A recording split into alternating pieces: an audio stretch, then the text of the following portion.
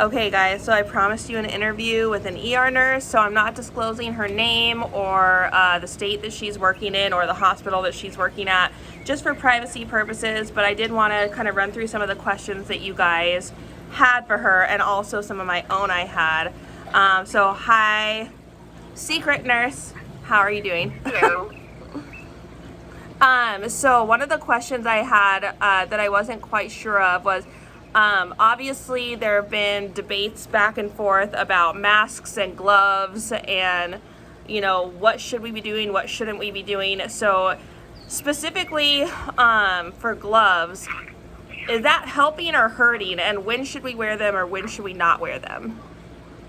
So that's kind of a big frustration amongst healthcare professionals. Everyone wants to wear gloves, and I totally understand why.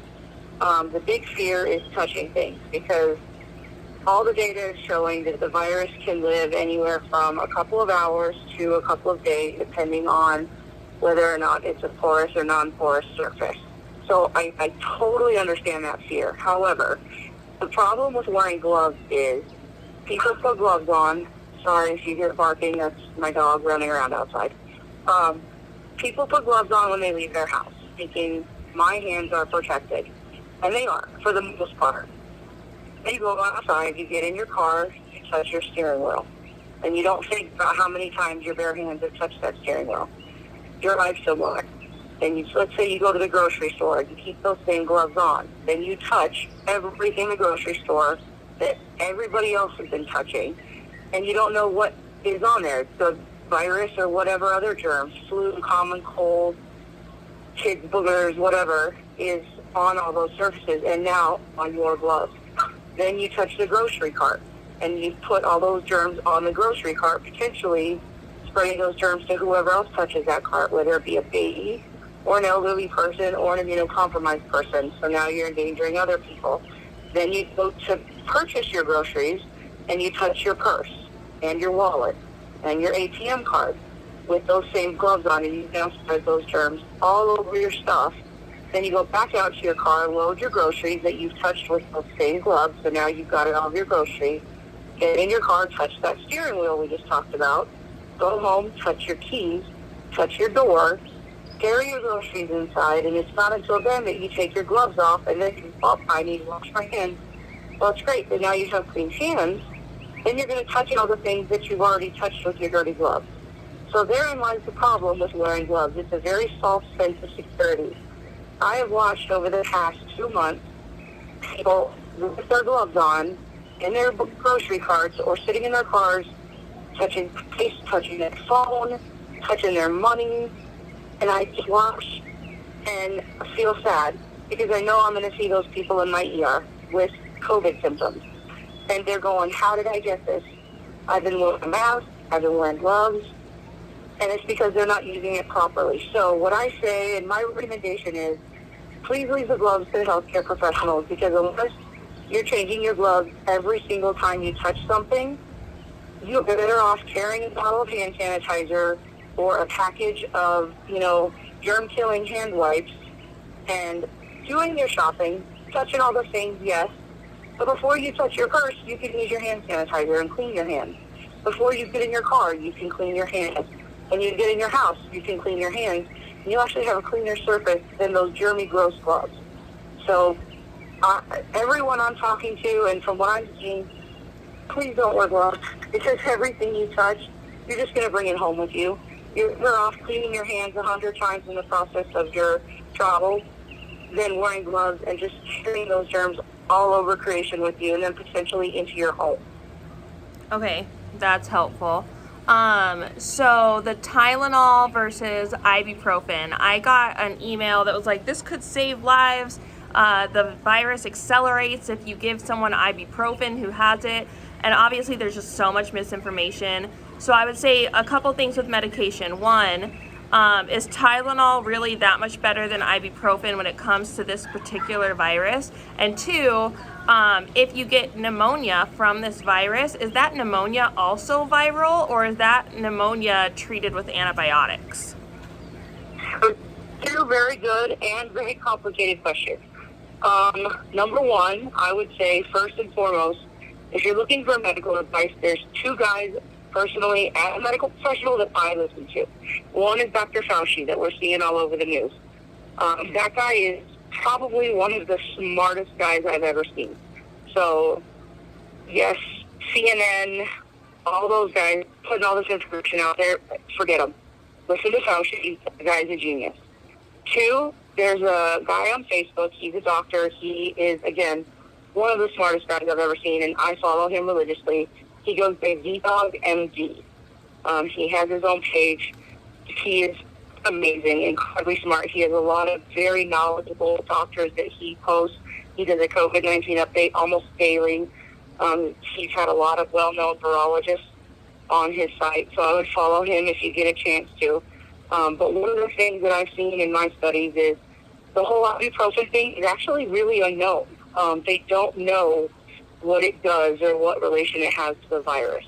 Some are saying it's fine. Some are saying we're not sure if it's bad, but weird things are happening. They're just not sure what those things are with ibuprofen. But in the medical community, the gold standard has always been Tylenol for many different reasons. One, it's just a better antipyretic, which just means it's better at killing fevers than ibuprofen is. So we always use Tylenol. That's our number one med, and it always has been. Two, we tend to shy away from ibuprofen for severe diseases, any type of severe disease, because it affects the kidney. And anytime you have a big, heavy-hitting disease process, the kidney get injured. So we always want to shy away from medications that potentially could injure the kidneys further, and ibuprofen has the potential to do that, so we shy away from it anyway. So we're staying away from ibuprofen with COVID, not necessarily because the drug itself interacts negatively with the virus, but just because this disease tends to cause multi-system organ failure, and the first set of organs it takes down next to the lungs is the kidneys. So since ibuprofen has the potential to cause kidney damage, we don't want to make bad things worse, so we're staying away from it. And what about as far as the pneumonia thing goes, COVID does cause what's called ARDS, acute respiratory distress syndrome. It damages the little alveoli of the lung. It does tend to cause pneumonia, but it's a different kind of pneumonia that we've never seen before. And that's been a big problem. That's the thing that's getting people. And that's the thing the doctors are trying so hard to figure out and to get around. And they're throwing every antibiotic under the sun at it. And we still don't know how to stop it. So the pneumonia is a secondary infection that's going along with this. The problem with COVID is not the pneumonia itself. It's the respiratory distress. It's the damage to the little alveoli that the virus causes. And then that damage then turns into a pneumonia. So fixing the pneumonia doesn't cure the disease. It's the cell damage that's taking people down. So, I mean, curing the pneumonia is only part of the problem. Okay. So another question is, like a lot of people say it's airborne, and then I hear a lot of talks about droplets and how it's spread. And we all know, obviously, touching something on a live surface where it's living and then touching our face is part of how it's spread. But I personally have just heard the words airborne and droplets thrown around so much, I'm not understanding the difference. And I don't even know if they know for sure yet what it is, but I don't know if you can shed some light on that. So, yeah, that's a big debate even in the medical community. A lot of nurses and doctors are kind of at odds with each other, the World Health Organization, with the CDC. I can only speak to how my hospital's treating it, and in a lot of the different nursing groups I'm in and ER groups I'm in and talking to nurses kind of around the country, I think we're all attacking it the same way right now. It's considered a droplet, and what that means is the virus lives in moisture droplets. And so if someone coughs or sneezes, it's expelled through little droplets, little microscopic droplets. They get expelled, and it goes an average of 6 feet-ish, and then falls to the ground, and it stays in that moisture droplet. Airborne means it actually lives in molecules that are small enough to just float through the air. So, like tuberculosis is probably the most well-known airborne disease. Everybody knows that one. And with tuberculosis, someone coughs, and that little disease molecule just floats, and it goes. And it can go and go and go and go and go. And so it's treated differently. With droplet precautions, you wear a mask, you want to protect your eyes. Anything, any mucosal membrane that little droplet comes into contact with is a surface that it can grow, it can hit, and can start replicating and can infect the body. With airborne precautions, it's similar to that, but it can just float right through the air and hit you.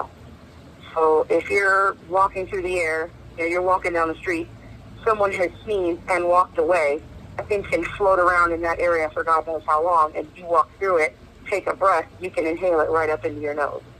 As opposed to walking by a countertop where someone sneezed, wipe your hand across it, and then touch your face, and bam, that thing is on you. So it's two very different mechanisms of spread. So with this disease, the way it's being treated right now is droplet precautions, unless it becomes what's called aerosolized.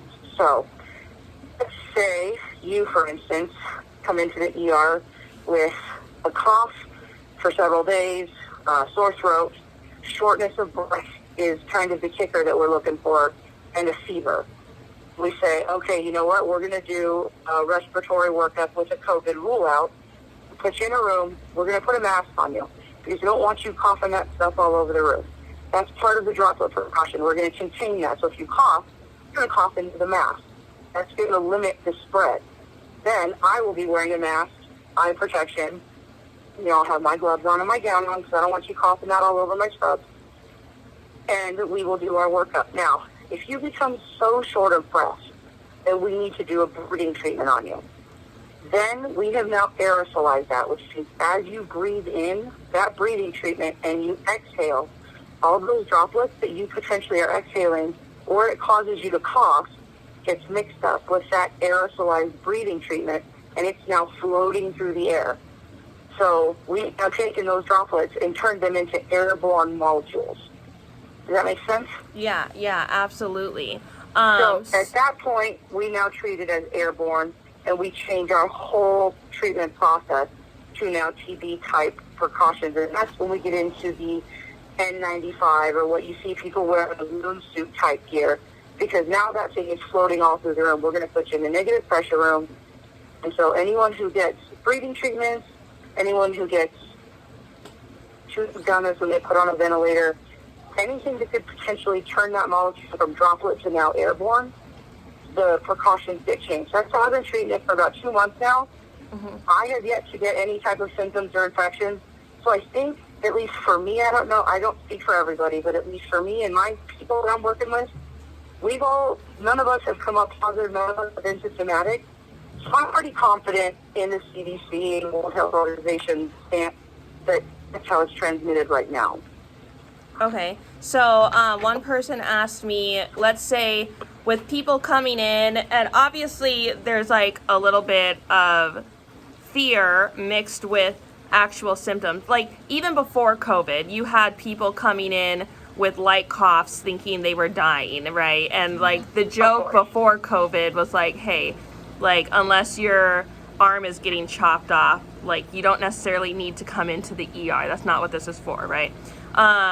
So now you mix these symptoms with people that are, the types of people that would come in before for the slightest little thing. How many people would you say, I shouldn't say how many people are getting sent home versus tested, because there's no way to track that across the country. It's just per your hospital. But would you, what is the point where you say, okay, at this point, we're gonna, we've gotten all these people coming in with coughs and, low-grade fevers or whatever. At what point do you actually say, okay, now we're gonna test you?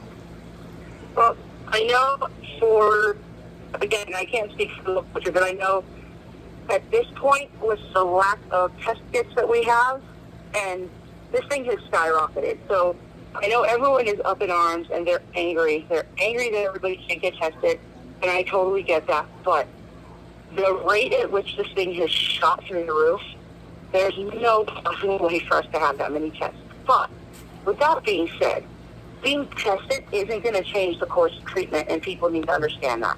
Whether you test positive or you don't get tested at all, it doesn't change what the hospital's going to do. Just because you test positive, the hospital's not going to bring you in. They're going to do the exact same thing as if they don't test you. And I think that's what people are missing. So it's almost like if you come in and let's say you want to be tested for chickenpox. We come in and we run a test and we say, yep, no chickenpox. We're still going to send you home.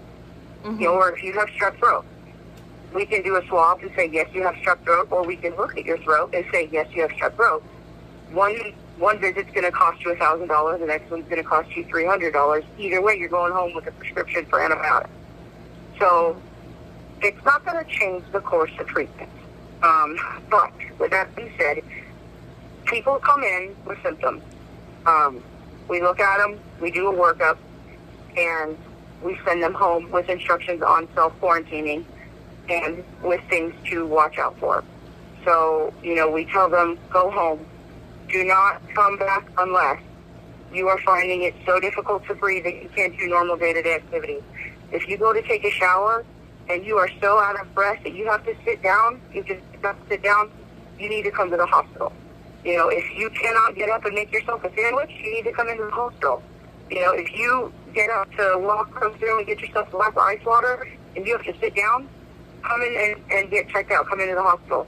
Outside of that, if you just feel horrible and you're miserable, I get it. It sucks. But you need to stay home and kind of gut it out right now. Because the really, really sick people are the ones that need the beds. So what if you have... That's kind of...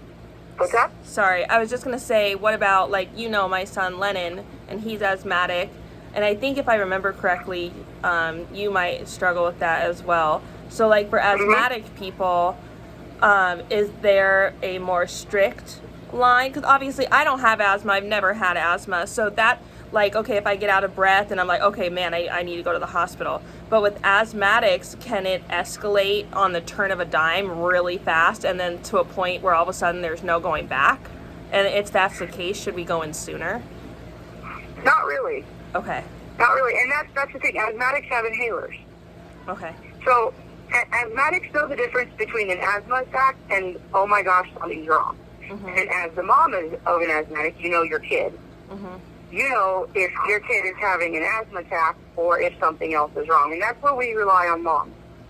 Moms know their kids, and we don't question moms. That's the other thing. And there's kind of a joke in the ER. Nothing scares ER staff more than pregnant women and little kids. Mm-hmm. So we rely on pregnant women to assess whether they know something's wrong, and we rely on moms and dads to tell us if their kid looks normal. So, we may see a kid and go, oh, the kid looks fine. But if mom and dad say, no, this is not fine, this isn't normal for my kid, we're going to take that very seriously. So if you know your kid and you know what your kid looks like during a normal asthma attack and you treat it as such, great.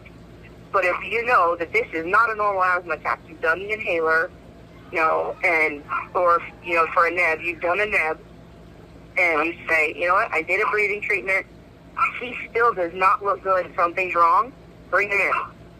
Okay. Slap a mask on him if you've got one. Stick a big hand around his face. Tell him not to touch anything, or bring a little bottle of hand sanitizer with you. And go to the pediatric ER and say, you know what, I did a breathing treatment on him. But again, make sure he's got other symptoms. Don't bring him in just because he's short of breath. If he's had a cough and he hasn't been feeling good for several days, and now you've got this on top of it, and it's not like his normal, asthma situation, then I would say yes. But if it's a normal asthma situation, don't bring him in because you're going to be walking into a cesspool of sickness. Okay. You know what I mean? Yeah. And then one person also asked, and I'm just going to read it exactly, did you actively treat SARS or H1N1 patients? And if so, how does this compare? What is worse, and why the panic for one but not the other? So I never treated SARS. Hang on a second. Let me let the dog guys. There you go, buddy. During H1N1, I actually was working in the operating room. I had H1N1. Mm-hmm. I was actually sick with H1N1. I never treated them as a nurse. But it was pretty bad. I was an ER nurse during the really, really bad flu season about 3 years ago, where we were opening up flu tents. Arizona was declared a state of emergency. It was pretty horrendous. No one took the flu seriously. Tons and tons and tons of people died. No one seemed to care. No one got their flu shot. No one washed their freaking hands. I think the panic with this versus the flu is because no one knows what this is. And for Americans, that is scary. We love being in control. We love knowing everything about everything. And when we don't know something, we freak out. I still don't understand the toilet paper thing. I wish I did understand the toilet paper thing, but I don't. No one seems to be buying Kleenex, which is the one thing they should be buying. No one's buying cough medicine. No one's buying cold medicine, and everybody is buying freaking toilet paper and gloves. So I don't get why we're doing what we're doing. We're not doing the right things. We're not listening. We're finally starting to social distance now that the government made us. So that's another massive frustration with all health workers. I don't know. I don't understand the panic with this versus the flu. People should be way more aware of the flu every year, considering it happens every year, and every year it kills a crap load of people. And no one gets the flu shot, no one washes their hands, and everyone crashes the ER for nothing. Mm-hmm. So, I don't know. I have no idea. It baffles me. For you personally, with how many patients have come in with COVID, I would ask, how are the recoveries coming that you've personally witnessed? And then also, like on average, I don't know, obviously this is not going to be an exact number, but do you have like a percentage or kind of guess on how many you've had to intubate? I don't. Given that I'm ER, that's kind of more of an ICU question. Okay. We kind of treat them and treat them, or treat them and turf them upstairs. I know I personally have had 3 of my COVID positive patients die. So that's not a good percentage on my part. When is how long ago was that? Like within what span of time? Oh, weeks. Weeks. Well, 2 weeks. I had 3 confirmed positives and all 3 died. So that's 100% for me. Mm-hmm. And that's just the ones I know about. Were they older, sure. Younger? Does it? All 3 of them over 65. Okay. But as far as I know, one who's 19 right now, he's positive and he's doing great because he feels like he has a really bad flu. He's confined right now and he's just hanging out playing video games. He says it sucks. He says he feels like crap, but he's dealing with it. So that's what I'm hearing from the younger people, the younger healthy people, is they are miserable, and if it wasn't COVID, they'd probably be in the ER gurney whining about how miserable they are and wanting medication for it. Mm-hmm. But that's the reality is, yes, you're going to feel miserable. Yes, you're going to want to come to the doctor. You're going to want medication to make it all go away. It's not going to go away. There's no magic pill. There's no medication that's going to magically make it better. You're going to be short of breath. You're going to have fevers. You're going to feel absolutely miserable, fatigued, achy, yucky for a minimum of 2 weeks. The only thing you can do is take Tylenol, an inhaler, get an inhaler from your doctor. You can do a telehealth visit. They'll go into the pharmacy and rest and hydrate and just gut it out. It's a miserable thing to go through, but that's pretty much all we know how to do right now. And in the hospital, the population that are being brought in, I guess that goes back to your other question, is when people, as far as the tests go, people are brought in, we work them up, and if they're medically stable, meaning they're maintaining their oxygen saturation at an appropriate level, which is above 90%, they can walk, they can talk, we advise them, go home, try to manage this on your own. Yeah. Take Tylenol for your fevers, and, like I was saying about being short of breath, so long as you can function at home. And if they come in and they're not able to maintain oxygen saturation, at that point, we bring them in and then we do a COVID test. Okay. But only the people that are getting admitted are getting the actual COVID test, because at that point, then we look at the other drugs that they're trying on the COVID patient. Okay. And we need to know if we need to put them in airborne precautions or droplet precautions if they do in fact need to be intubated. So Okay. everybody gets a flu swab because we need to make sure it's not the flu. So they get a flu swab right out of the gate, but that flu swab can then be sent in to do COVID testing on if we admit the patient. So, and then it does go to the government for tracking. The CDC does tracking.